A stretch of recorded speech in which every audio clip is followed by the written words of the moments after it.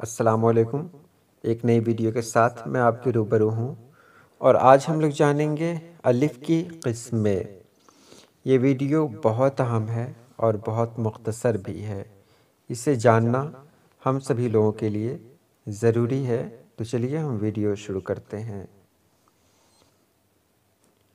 الف کی دو قسمیں ہیں، الف ممدودہ اور الف مقصورہ۔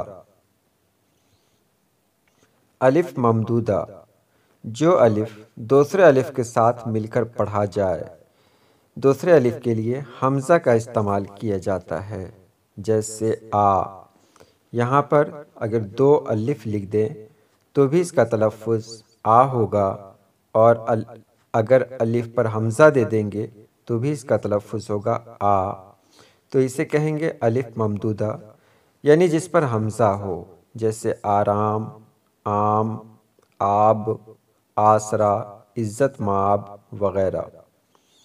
الف مقصورہ، جو الف دوسرے الف کے ساتھ نہ ملے، اس پر کوئی نشان نہیں ہوتا ہے، جیسے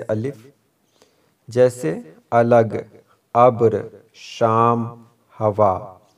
اس کو کہیں گے الف مقصورہ، یعنی وہ الف جس پر مد ہو اس کو الف ممدودہ کہیں گے، اور جس پر مد نہیں ہو اس کو کہیں گے الف مقصورہ۔ یہ رہی آج کی ویڈیو۔